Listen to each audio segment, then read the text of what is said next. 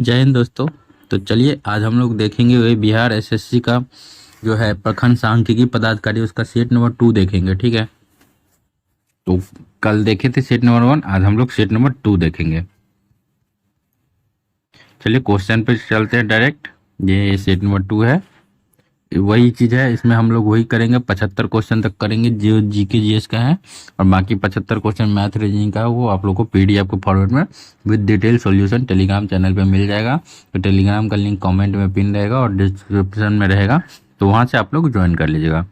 Day 1 set 1 का भी PDF वही मिल जाएगा और सेट 2 का भी पीडीएफ वही मिल जाएगा। और ज़्यादा से ज़्यादा चैनल को थोड़ा सब्सक्राइब करिए, सपोर्ट करिए। ये 15 सेट है, 15 सेट को 15 दिन में हम खत्म कर देंगे। चलिए पहला क्वेश्चन से देखते हैं क्या कर रहा है। 25वें फीफा विश्व कप 2034 की मेजबानी किस देश को सौंपी गई है? जो 25वां फीफा विश्व कप होगा 2034 में, उसका मेजबानी किस देश को सौंपा गया है? ये सऊदी अरबिया को सौंपा गया है। ठीक है, और जो 25वां है उसके बाद 24वां कब होगा और 23वां, देखिए 23वां होगा 2026 में। तो उसका जो आयोजन देखिए, तो उसका आयोजन कहाँ होगा? तो होगा कनाडा, मैक्सिको और अमेरिका में किया जाएगा, 3 जगह किया जाएगा।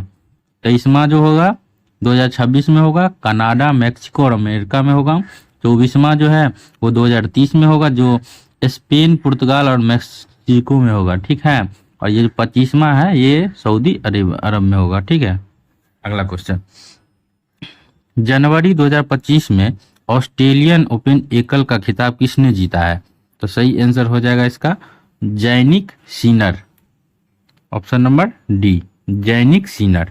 अगला 76वां गणतंत्र दिवस 2025 का थीम क्या था? तो इसका था स्वर्णिम भारत विरासत और विकास, स्वर्णिम भारत विरासत और विकास।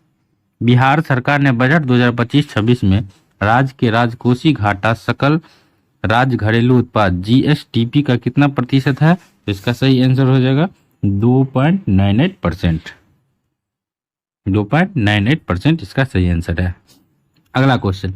जनवरी 2025 में पूर्वी भारत की पहली खगोलीय वेधशाला का उद्घाटन कहाँ किया गया? ये किया गया है आपका पश्चिमी भारत में। पूर्वी भारत का पूछ रहा है, पहली खगोलीय वेधशाला का उद्घाटन क्या किया गया?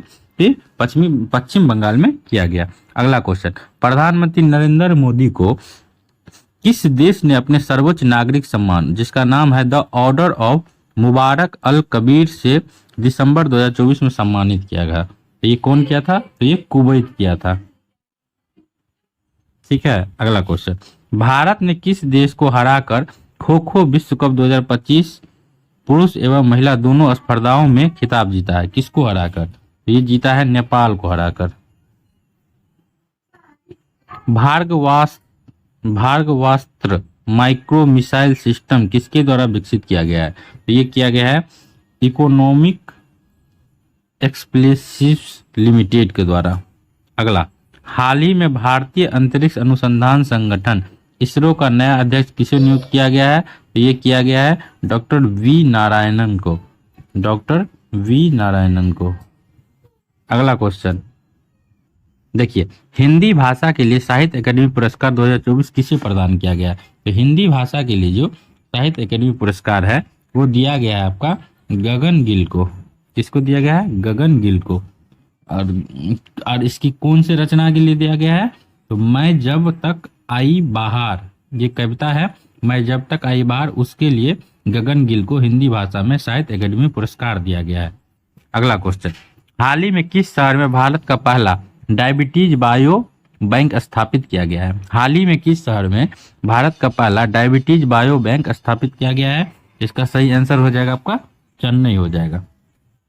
अगला क्वेश्चन है, प्रधानमंत्री श्री नरेंद्र मोदी ने 6 अप्रैल को भारत का पहला वर्टिकल लिफ्ट सी रेलवे ब्रिज का उद्घाटन किस राज्य में किया है? इसका जो सही आंसर हो जाएगा ये तमिलनाडु में किया है। और ये कितने मीटर तक उठाया जा सकता है इसको? तो 17 मीटर तक उठाया जा सकता है, ये उठेगा। ठीक है, चलिए अगला क्वेश्चन। 18वीं वन स्थिति रिपोर्ट 2023 के अनुसार वन एवं वृक्ष आवरण में अधिकतम वृद्धि दर्शाने वाले शीर्ष राज्य में कौन से है? 18वीं वन स्थिति रिपोर्ट 2023 के अनुसार वन एवं वृक्ष आवरण के अधिकतम वृद्धि दर्शाने वाले शीर्ष राज्य में कौन कौन है? ये हो जाएगा, सबसे पहले स्थान पे है छत्तीसगढ़ है। अगला, हाल ही में अमेरिका के राष्ट्रपति डोनाल्ड ट्रंप ने किस संगठन से अलग होने की घोषणा किया है? ये क्या है? विश्व स्वास्थ्य संगठन जो है उससे ये डोनाल्ड ट्रंप अमेरिका बाहर होने की घोषणा किया है। केंद्र सरकार हाल ही में कहां पर भारत के पहले जैविक मत्स्य पालन क्लस्टर का शुभारंभ किया है? तो ये क्या है? सिक्किम में। अगला क्वेश्चन है, कुमाऊं हिमालय का विस्तार है, कुमाऊं हिमालय जो है उसका विस्तार कहाँ है? तो ये है आपका सतलुज व काली नदी के मध्य, जो सतलुज नदी और काली नदी है उसके मध्य में कुमाऊं हिमालय का विस्तार है। अगला क्वेश्चन, निम्नलिखित में से सुमेलित करिए। सुमेलित करना है तो क्या हो जाएगा? राणा प्रताप सागर परियोजना, ये किस नदी पे है? तो राणा प्रताप सागर परियोजना जो है ये चंबल नदी पे है। राणा प्रताप सागर परियोजना चंबल नदी पे है। और देखिए माता टीलाबाद परियोजना, तो ये कहाँ पे है? तो माता टीलाबाद परियोजना जो है कहाँ पे है बताइए? तो ये है बेतवा नदी पे। तो इसका सही आंसर हो जाएगा माता टीलाबाद परियोजना का बेतवा। और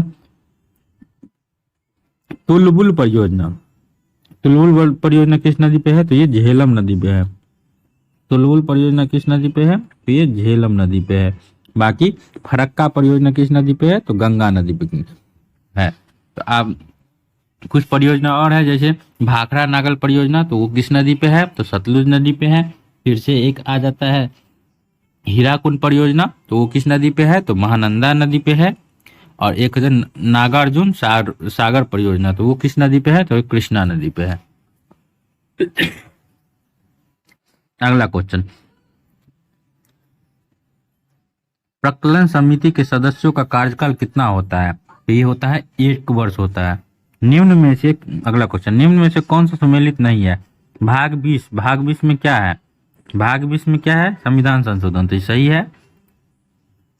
भाग 17 में क्या है? तो राजभाषा, ये भी सही है। और भाग 11 में क्या है? संघ एवं उसका राज्य क्षेत्र, तो ये भी सही है। लेकिन भाग 18 में निर्वाचन नहीं है, तो निर्वाचन किस में है बताइए? आप लोग कमेंट करके बताइए। देखिए भाग 18 में जो है आपात उपबंध है, ठीक है, आपात उपबंध है। अब भाग 20 में जो है संविधान संशोधन है ही, ठीक है। निर्वाचन जो है निर्वाचन वो भाग 15 में है, अनुच्छेद 324 से 329 तक। अगला क्वेश्चन, निम्न में से किस अधिनियम ने भारतीयों को देश के प्रशासन में भागीदारी को सर्वप्रथम संभव बनाया है? निम्नलिखित में से किस अधिनियम ने भारतीयों को देश के प्रशासन में भागीदारी को सर्वप्रथम संभव बनाया है? ये चार्टर अधिनियम 1833, चार्टर अधिनियम 1833 के द्वारा ये चीज हुआ है। निम्नलिखित में से कौन सा धार्मिक स्वतंत्रता के अधिकार के प्रावधानों के अंतर्गत शामिल नहीं है? धार्मिक स्वतंत्रताओं के आधार पर, मतलब धार्मिक स्वतंत्रता के अधिकार के प्रावधानों के अंतर्गत शामिल नहीं है। कौन नहीं है? इसका जो सही आंसर है चौथा, मतलब धर्म परिवर्तन करने का अधिकार ये स्वतंत्रता में शामिल नहीं है। तो शामिल कौन कौन है? धर्म प्रचार करने का अधिकार बिल्कुल है, सिखों को कृपाण धारण करने का अधिकार वो भी है, और राज्यों को समाज सुधारक विधि निर्माण का अधिकार ये भी है। अगला क्वेश्चन, विधान पार्षद के संबंध में निम्नलिखित कथनों में से कौन सा कथन गलत है? क्या कर रहा है? विधान पार्षद के संबंध में निम्नलिखित कथनों में से कौन सा कथन गलत है? चलिए पढ़ते हैं। पहला क्वेश्चन है, मतलब स्टेटमेंट है, ऑप्शन बिहार विधान परिषद में अधिकतम सदस्यों की संख्या विधानसभा सदस्यों का 1/3 निर्धारित किया गया है। क्या यह कथन सही है? तो बिल्कुल सही है। और विधान परिषद में न्यूनतम सदस्यों की संख्या 60 निश्चित की गई है। क्या यह संख्या सही है?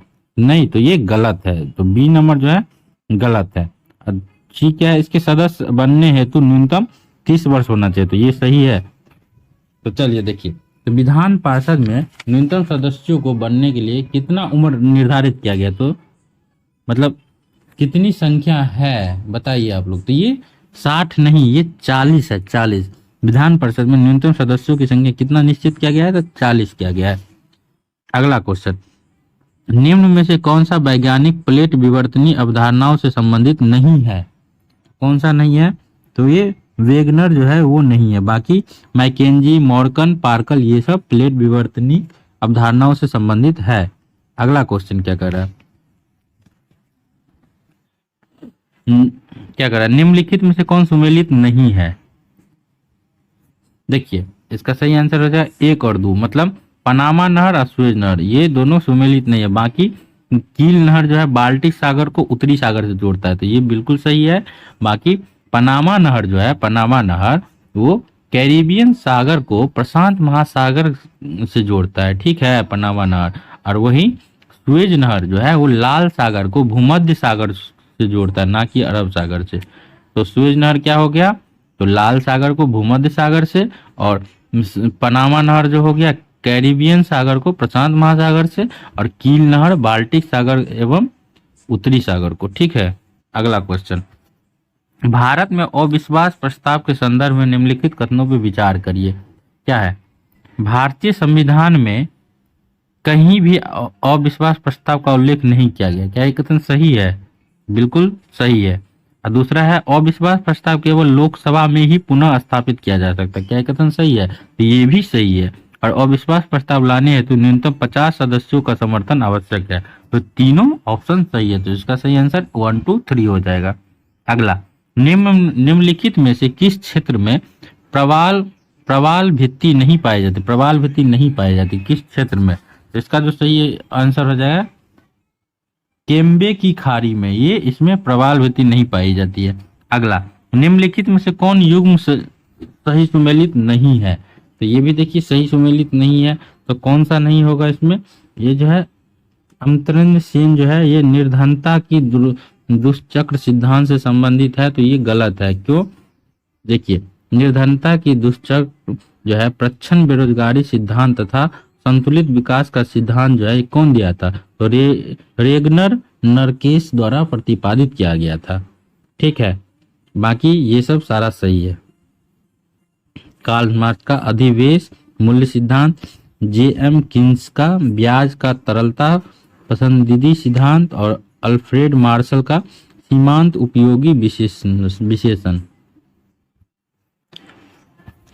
चलिए अगला क्वेश्चन, मिलान करो है तेल शोधक कारखाना और राज्य। तो देखिए बरौनी तेल शोधक कहाँ है? तो ये बिहार में है, पता ही है। और अगला देखते हैं बोंगाई गांव कहाँ है? बोंगाई गांव, तो ये कहाँ है? ये असम में, असम में। और देखिए अगला देखते हैं, अगला बीना तेल शोधक कारखाना कहाँ है? तो ये है मध्य प्रदेश में। और कोयली कहाँ है? गुजरात में है। चलिए अगला, ये भी सुमेलित करना है। लौ एस की खान और कहाँ पे है? ये भी, तो लौ एस की खान कहाँ है? लौ एस की खान कहाँ है? तो ये है आपका नौमुंडी में। तो 3 हो जाएगा, एक का सी 3 हो जाएगा। दूसरा तांबे की खान, देखिए कलर मैच कर दे रहे हैं, जो सही है उसका कलर वही सेम है। तो तांबे की खान जो है बालाघाट में है। कहाँ पे है? बालाघाट में। अब आ जाए अगला, बॉक्साइट की खान कहाँ है? तो ये है अमरकंटक पठार में। बाकी अबरक का खान बच गया, तो ये नेल्लोर में है। चलिए अगला, जब जनसंख्या घनत्व का विश्लेषण निवल खेती योग्य क्षेत्र के माध्यम से गणना करके किया जाता है, तो उस माप को क्या कहा जाता है? तो उस माप को जो है आपको कायिक घनत्व कहा जाता है। क्या कहा जाता है? कायिक घनत्व। आ जाइए अगला, निम्नलिखित में से कौन सा सही सुमेलित नहीं है? कौन सा सही सुमेलित नहीं है? तो देखिए नागरहोल राष्ट्रीय उद्यान कर्नाटक में, ये सही है।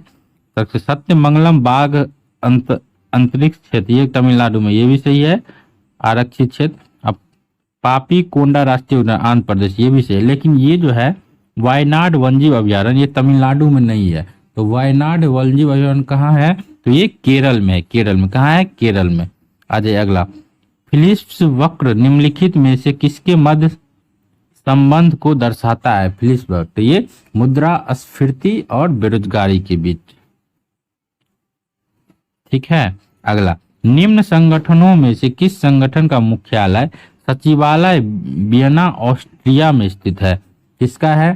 तो ये जो है ये UNIDO इसका भी है, UNODC इसका भी है, IAEA इसका भी है, तीनों का है। कहाँ पे है? तीनों का मुख्यालय ऑस्ट्रिया में स्थित है। इंडिया इंस्टीट्यूट फॉर ट्रॉपिकल मेंटोलॉजी कहाँ स्थित है? तो ये जो है आपका पुणे में है, पुणे में। जनगणना 2011 के अनुसार देश में पुरुष साक्षरता दर कितनी है? तो पुरुष साक्षरता दर जो है 80.9% है। कितना है? 80.9%, मतलब बी। देखिए देश की, जो अपने देश की जनगणना 2011 के अनुसार कुछ चीजें हैं जो जान लीजिए। जैसे देश की कुल साक्षरता दर कितनी है? तो ये 73% है। तो पुरुष की कुल साक्षरता दर, तो यही है क्वेश्चन, 80.9%। और महिलाओं की कुल साक्षरता दर तो 64.6%। ठीक है, अगला, स्टैंड अप इंडिया पहल की प्राथमिक उद्देश्य क्या है? स्टैंड अप इंडिया पहल की प्राथमिक उद्देश्य क्या है? तो इसका सही आंसर हो जाएगा अनुसूचित जाति और अनुसूचित जनजाति महिला उद्यमों के लिए बैंक ऋण की सुविधा प्रदान करना। अगला, राष्ट्रीय स्वच्छ वायु कार्यक्रम कब प्रारंभ किया गया? राष्ट्रीय स्वच्छ वायु कार्यक्रम कब प्रारंभ किया गया? तो ये किया गया 2019 में किया गया। निम्न में से सुमेलित करिए। सुमेलित करना है। देखिए क्या कह रहा है, प्रोजेक्ट एलिफेंट। प्रोजेक्ट एलिफेंट जो है कब चालू हुआ था? ये 1992 में चालू हुआ था। अगला है प्रोजेक्ट टाइगर। प्रोजेक्ट टाइगर कब चालू हुआ था? तो ये 1973 में शामिल हुआ था। और प्रोजेक्ट क्रोकोडाइल ये कब हुआ था? तो 1975 में, मतलब ए। बाकी इंडियन राइनो विजन 2020 ये कब हुआ था? तो ये 2005 में हुआ था। चलिए अगला क्वेश्चन क्या कह रहा है, सहारिया तथा गरासिया जनजाति किस राज्य केंद्रशासित प्रदेश में पाई जाती है? इसका जो सही आंसर हो जाएगा आपका सहारिया, और ये राजस्थान में पाया जाता है। कहाँ पाया जाता है? राजस्थान में। अगला, शून्य अंश अक्षांश तथा शून्य अंश देशांतर अवस्थित है। कहाँ पे अवस्थित है? तो ये अटलांटिक महासागर में। कहाँ पे है? अटलांटिक महासागर, अटलांटिक महासागर में है। अगला,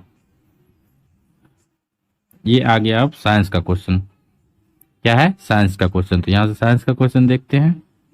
चलिए अगला क्वेश्चन देखते हैं यहाँ साइंस का। क्या कर पायरोहीलियोमीटर जिसका अनुप्रयोग सौर विकिरण नापने में किया जाता है, ये किस नियम पर आधारित है? तो ये जो है आपका स्टीफन के नियम पर आधारित होता है। चलिए, निम्नलिखित कथनों में से कौन सा कथन सही है? ध्वनि की चाल पर दाब का कोई प्रभाव नहीं पड़ता है, आर्द्रता बढ़ने से ध्वनि की चाल कम हो जाती है। तो इसका जो सही आंसर हो जाएगा केवल एक, जो पहला आंसर है, ध्वनि की चाल पर दाब का कोई प्रभाव नहीं करता, ये सही है। ठीक है, बाकी आर्द्रता बढ़ने पे ध्वनि की चाल कम हो जाती है, तो ये गलत है, क्योंकि आर्द्रता बढ़ने पे ध्वनि की चाल बढ़ जाती है। समान दर्पण समतल दर्पण में बना प्रतिबिंब की स्थिति एवं प्राकृतिक कैसी होती है? जो समतल दर्पण द्वारा प्रतिबिंब बनता है उसका स्थिति और प्रकृति कैसा होता है, ये पूछ रहा है। तो क्या हो जाएगा? काल्पनिक और वस्तु के बराबर। क्या हो जाएगा? काल्पनिक और वस्तु के बराबर हो जाएगा। चंद्रमा की सतह पर पलायन वेग का मान लगभग कितना होता है? चंद्रमा की सतह पर पलायन वेग का मान लगभग कितना होता है? तो ये 2.4 किलोमीटर पर सेकेंड। क्या होता है? 2.4 किलोमीटर पर सेकेंड होता है चंद्रमा की सतह पर पलायन वेग। अगला क्वेश्चन है, निम्नलिखित में से सुमेलित करिए। Audiometer, odometer, altimeter, auxanometer. तो देखिए इसमें सुमेलित करना है। ऑडियोमीटर, ऑडियोमीटर किससे संबंधित है बताइए? तो ये संबंधित है ध्वनि की तीव्रता मापने के लिए। और तब से क्या ओडोमीटर, ओडोमीटर किससे संबंधित है? तो ये वाहन के द्वारा तय की गई दूरी मापने के लिए। और अल्टीमीटर, अल्टीमीटर का उपयोग कहाँ होता है? तो अल्टीमीटर का प्रयोग जो है विमान की ऊंचाई नापने के लिए किया जाता है। और ऑक्जेनोमीटर में क्या होता है? तो पौधे की जो वृद्धि मापा जाता है उसको ऑक्जेनोमीटर कहते हैं। उससे यदि लकड़ी, लोहा और मोम के समान आकार के टुकड़े को एक समान ऊंचाई से पृथ्वी पर गिराया जाए, वायु जहाँ पे अनुपस्थित हो, तो उसके पृथ्वी पर पहुंचने का क्रम क्या होगा? मतलब कह रहा है अगर एक लकड़ी है, एक लोहा है, एक मोम है, तीनों समान आकार के, और तीनों को गिराया जाए जहाँ वायु ना हो, मतलब वैक्यूम में, तो मतलब कौन पहले पहुंचेगा कौन बाद में पहुंचेगा, इस टाइप से पूछ रहा है। तो ये क्या हो जाएगा, जो इसमें क्या होता है ना, अगर वायु अनुपस्थित होता है ना तो तीनों एक साथ गिरता है। क्या हो जाएगा सही आंसर, तीनों एक साथ पहुंचेगा। जब एक ध्वनि तरंग एक माध्यम से दूसरे माध्यम में जाता है तो निम्नलिखित में कौन सा राशि जो होता है अपरिवर्तित होता है। तो इसका सही आंसर है आवृत्ति। आवृत्ति जो होता है अपरिवर्तित होता है, उसमें कोई चेंज नहीं होता है। बाकी तरंग दैर्ध्य, चाल और आयाम ये सब चेंज हो जाता है। निम्नलिखित में से कौन सा यंत्र प्रत्यावर्ती वोल्टेज को घटाने या बढ़ाने में कार्य करता है। इसका जो सही आंसर होता है, कोई ट्रांसफार्मर होता है, वो करंट को बढ़ाने और घटाने में काम करता है। शैवाल और कवक के मिलने से लाइकेन बनता है, जिसको क्या कहते हैं। शैवाल और कवक के मिलने से लाइकेन बनता है, जिसको क्या कहते हैं, तो इसको कहते हैं म्यूट्यूलिज्म। म्यूट्यूलिज्म। चलिए, यकृत एवं मांसपेशियों में ऊर्जा किस रूप में जमा होता है। यकृत एवं मांसपेशियों में ऊर्जा किस रूप में जमा होता है। ये जो होता है आपको ग्लाइकोजन के रूप में। किसके रूप में, तो ग्लाइकोजन के रूप में जमा होता है। अगला, मम्प्स गलसुआ बीमारी किसके द्वारा फैलता है। ये वायरस जनित रोग है, मम्प्स गलसुआ। ठीक है। अगला, निम्न में से कौन सा कारक मानव रक्त की सघनता के लिए जिम्मेदार होता है। ये होता है रक्त में जो प्रोटीन की मात्रा होता है उससे। मानव रक्त का जो होता है सघनता, मतलब गाढ़ा हो या पतला, ये इस रक्त में प्रोटीन के से निर्धारित होता है। निम्नलिखित में से कौन सा युग्म सही सुमेलित नहीं है। तो कौन सा युग्म सही सुमेलित नहीं है, विटामिन ए सही है, विटामिन B1 संतरा, तो ये गलत है, यही गलत है। विटामिन सी टमाटर और विटामिन के सोयाबीन, क्योंकि संतरा में विटामिन सी पाया जाता है इसलिए गलत है। पालक में विटामिन ए पाया जाता है, टमाटर में विटामिन सी या सोयाबीन में विटामिन के। जंतु कोशिकाओं में गति किसके द्वारा होता है। जो जंतु कोशिका होता है उसमें गति किसके द्वारा होता है, तो ये सीलिया के द्वारा गति होता है। ठीक है। अगला, ये क्वेश्चन देखिए, अच्छा क्वेश्चन है। नीचे दो कथन दिए गए हैं, अधिकथन और कारण। क्या करा, एक ही दंपति के संतानें अनुवांशिकी स्तर पर असमान होते हैं। और दूसरा है कारण, समसूत्री विभाजन में अलग अलग अनुवांशिकी लक्षण के अंडाणु एवं शुक्राणु का निर्माण होता है। तो इसका जो सही आंसर हो जाएगा, जो पहला अधिकथन जो है, एक ही दंपति के संतान अनुवांशिकी स्तर पर असमान होते हैं, तो ये सही है। लेकिन कारण जो है इसका, ये असत्य है। ठीक है, क्योंकि मतलब समसूत्री विभाजन में अलग अलग अनुवांशिकी लक्षण के अंडाणु और शुक्राणु का निर्माण होता है, ये गलत है क्योंकि सेम प्रकार के होते हैं। आ जाइए अगला, तो इसका सही आंसर क्या हो जाएगा, मतलब अधिकथन सत्य है और कारण गलत है, तो सी। अगला क्वेश्चन देखिए, चमगादड़ किस कारण से पक्षियों से भिन्न होते हैं। तो चमगादड़ में डायफ्राम जो होता है उसकी उपस्थिति होती है, इसलिए पक्षियों से भिन्न होते हैं। निम्नलिखित में से कौन सा पादप हार्मोन गैसीय अवस्था में होता है। तो कौन सा होता है, एथिलीन जो होता है, एथिलीन वो गैसीय अवस्था में होता है, गैसीय अवस्था में।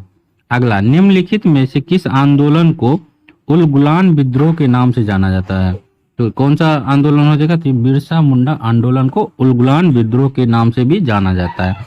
आ जाए अगला, बम्बई प्रेसिडेंसी एसोसिएशन का गठन कब किया गया था। तो ये किया गया था, बम्बई प्रेसिडेंसी एसोसिएशन का गठन कब किया गया था, कब किया गया था बताइए। तो ये किया गया था 1985 में किया गया था। किसके द्वारा, तो बदरुद्दीन तैयबजी, फिरोज शाह मेहता और केटी तैलंग, ये इनके संस्थापक थे। किसके, तो बम्बई प्रेसिडेंसी एसोसिएशन के कब हुए थे, तो 1885 में। अगला क्वेश्चन, डिसऑर्डर इंक्वायरी कमेटी का गठन किस घटना के बाद किया गया था। तो ये किया गया था आपका जलियांवाला बाग हत्याकांड के बाद। ठीक है, तो जलियांवाला बाग हत्याकांड कब हुआ था, 13 अप्रैल 1919 को हुआ था। और इसमें जनरल डायर द्वारा हजारों निहत्थे लोगों को मार दिया गया था, जिसमें लगभग 1000 लोग मारे गए अकॉर्डिंग टू अंग्रेज। ठीक है, और इसी घटना के बाद रविन्द्रनाथ टैगोर ने अपना नाइटहुड की उपाधि को त्याग दिया था। ठीक है। अगला क्वेश्चन, नेहरू रिपोर्ट के मुख्य अनुशंसाएं कौन कौन सी है।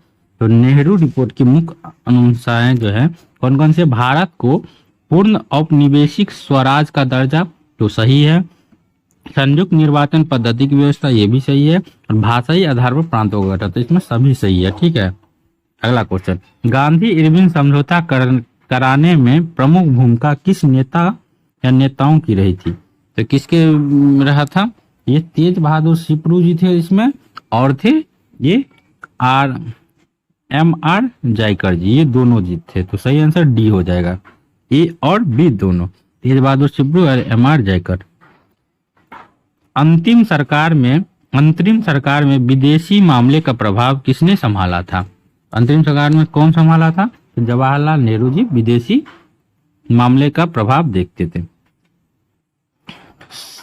सौंदरानंद किसकी रचना है? सौंदरानंद किसकी रचना है? तो ये है आपके, किसकी रचना है? तो अश्वघोष के हैं। अगला, मौर्य वंश के बाद दक्षिण भारत में सबसे प्रभावशाली राज्य कौन सा था? मौर्य वंश के बाद तो ये सातवाहन वंश था मौर्य वंश के बाद। निम्नलिखित में से किसने प्रसिद्ध कुतुब मीनार के निर्माण में योगदान नहीं दिया था? तो कौन नहीं दिया था भाई? तो गयासुद्दीन तुगलक जो है ये नहीं दिए थे, बाकी कुतुबुद्दीन ऐबक, इल्तुतमिश और फिरोज शाह मेहता दिए थे। और इसका पूरा निर्माण जो है किसके काल में हुआ था? तो इल्तुतमिश के काल में पूरा हुआ था। कब? 1220 में। और फिरोज शाह तुगलक क्या किया था? तो उसमें उस मंजिल टूट गया था उसका, तो उसको मरम्मत किया था। ठीक है, चलिए अगला क्वेश्चन, निम्नलिखित में से किस सुल्तान ने पहले हजरते आला की उपाधि धारण की और बाद में सुल्तान की? तो सही आंसर हो गया शेरशाह सूरी, शेरशाह सूरी। आगे जाइए अगला, कृत्रिम हीरा निम्न में से किसको कहा जाता है? कृत्रिम हीरा, तो ये सिलिकॉन कार्बाइड, सिलिकॉन कार्बाइड को कृत्रिम हीरा कहा जाता है। निम्न में से कौन संलयन प्रक्रम पर आधारित है? संलयन प्रक्रम पर आधारित है, तो ये हाइड्रोजन बम। ठीक है, निम्नलिखित में से कौन सा मिश्र धातु नहीं है? मिश्र धातु कौन सा नहीं है? तो ये जो जिंक है ये मिश्र धातु नहीं, बाकी पीतल, इस्पात, कांसा ये सब मिश्र धातु है। अमोनियम सल्फेट का रासायनिक सूत्र क्या है? अमोनियम सल्फेट का रासायनिक सूत्र है NH4 2SO4 है। ठीक है, CO2 में कार्बन का संकरण अवस्था क्या है? मतलब कौन सा बॉन्ड से जुड़ा हुआ है? इस टाइप से, तो sp बॉन्ड से है। अगला, जब पानी जम जाता है तो उसके घनत्व पर क्या प्रभाव पड़ता है? तो जब पानी जम जाता है तो उसका घनत्व जो होता है कम हो जाता है। फिटकिरी गंदे पानी को किस प्रक्रिया द्वारा स्वच्छ करता है? फिटकिरी जो है गंदे पानी को अस्कंदन द्वारा स्वच्छ करता है। क्या करता है? अस्कंदन द्वारा। प्राकृतिक गैस का मुख्य अवयव क्या है? प्राकृतिक गैस का जो है मुख्य अवयव क्या है? तो प्राकृतिक गैस का मुख्य अवयव जो है मीथेन होता है, मीथेन। और इसका रासायनिक सूत्र क्या होता है? CH4 होता है। मीथेन का रासायनिक सूत्र क्या होता है? CH4 होता है। चलिए 75 क्वेश्चन था इसमें जीके जी जो कि खत्म हो गया है। और इसका जो PDF है हम टेलीग्राम चैनल पे दे देंगे, फुल PDF देंगे जिसमें मतलब 150 क्वेश्चन रहेगा, और उसका सोल्यूशन वाला भी दे देंगे। और आप लोग को लिंक हम दे देते हैं, उसको ज्वाइन कर लीजिए, वहीं पे PDF हम अपलोड कर देंगे कुछ देर में। ठीक है, सेट 1 का भी फुल PDF अपलोड है, और आप लोग उसमें से मैथ और रीजनिंग पूरा बना लीजिएगा, डिटेल सॉल्यूशन भी है। और आप लोग अगर चाहते हैं कंटिन्यू हो तो थोड़ा कमेंट करिए, थोड़ा शेयर करिए वीडियो को। ठीक है, तभी तो। चलिए ठीक है, ओके, थैंक यू।